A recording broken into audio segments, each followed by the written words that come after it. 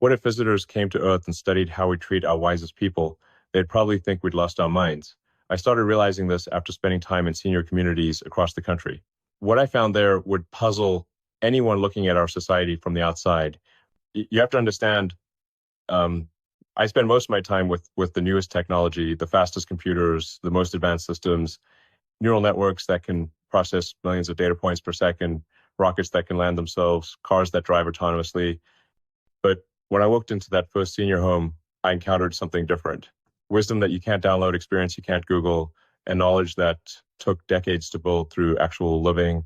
I wasn't expecting much, honestly. I had 30 minutes between meetings with engineers. Figured I'd just say hello to a few people, maybe brighten someone's day, standard corporate social responsibility stuff. But what happened next changed how I see everything about intelligence value and what we're losing as a civilization. Um, I met a man named Leonard, 89 years old, retired electrical engineer. His hand shook a little when he reached for his coffee, the kind of tremor that comes with age. But when he started talking about how transistors work, his mind was razor sharp. We talked for maybe 20 minutes about material science, about thermal expansion, about how the fundamental infrastructure of the modern world was actually built. This wasn't textbook knowledge. This was hands-on experience from someone who'd actually wired systems that are still running today. Then he looked out the window at the parking lot, at the world rushing by outside, and said something that stuck with me ever since. We were the future once.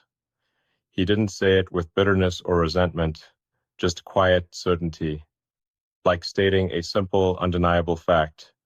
And that hit me harder than I expected because he wasn't wrong.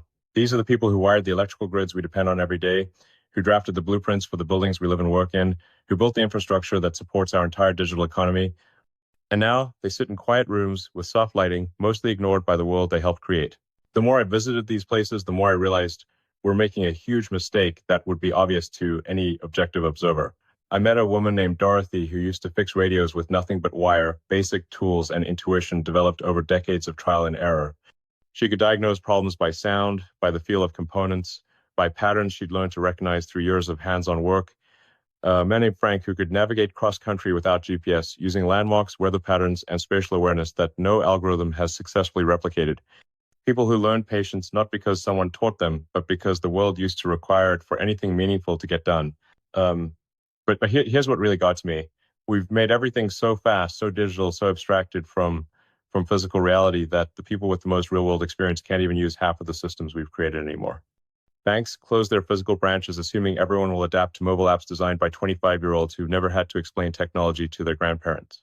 Phones no longer have physical buttons, replacing tactile feedback with touchscreen interfaces that assume everyone has steady hands and good eyesight. Essential services exist only online, with customer support that's been automated to the point where human judgment and experience are treated as inefficiencies to be eliminated. If a outsider looked at this, someone studying human civilization from a neutral perspective, they'd ask a simple question: why are you systematically cutting off access to your own accumulated wisdom? It's like throwing away the instruction manual while the machine is still running, then wondering why things keep breaking in unexpected ways. This became deeply personal when I watched my own mother struggle with simple tasks that used to be straightforward. Not because she's not intelligent, she's brilliant, with decades of problem-solving experience that would put most consultants to shame. But because we've changed all the fundamental rules of daily interaction without asking whether the people who lived through previous systems could reasonably be expected to keep up with the pace of change. I remember her trying to recall a neighbor's name from 60 years ago. She paused for 20 seconds, searching through decades of memory, and in our hyper-connected world, that feels like forever.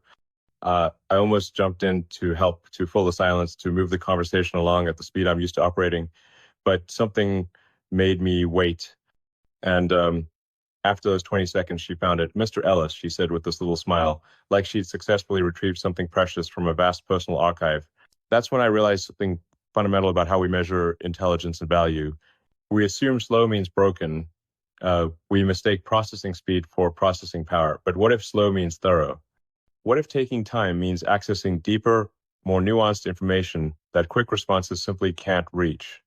What if the pause isn't a bug, but a feature of a more sophisticated system? Here's what any objective observer would notice about our society. We save everything digital. Every photo, every text message, every click, every search query gets archived and analyzed. We treat digital information as precious, building massive data centers to preserve it all, but we're systematically losing the human knowledge that actually matters.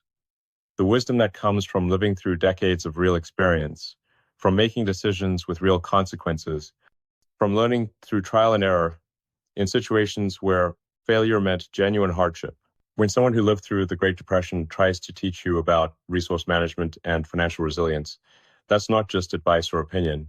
That's survival knowledge that's been stress tested by actual scarcity. When someone who raised children without internet connectivity shares insights about human development and family relationships, that's decades of real-world experimentation with immediate feedback.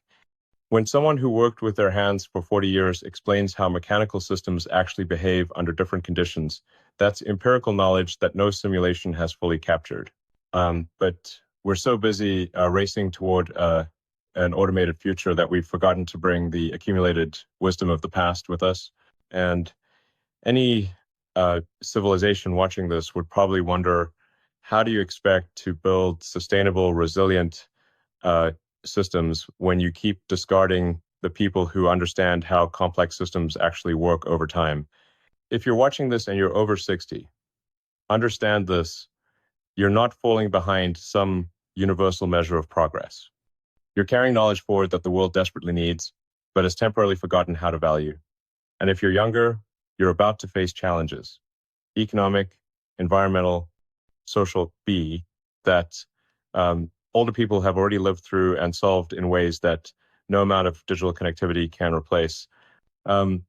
The next time an older person starts to tell you something, resist the urge to check your phone or speed up the conversation. Listen, ask questions. Because once that knowledge disappears, it's gone forever. And we'll spend the next 50 years trying to relearn through expensive mistakes what they could have taught us in a simple conversation. If this changed how you think about wisdom and experience, hit that like button. Subscribe if you want more observations that challenge how we measure value and intelligence, because some knowledge can't wait for algorithms to recognize its importance.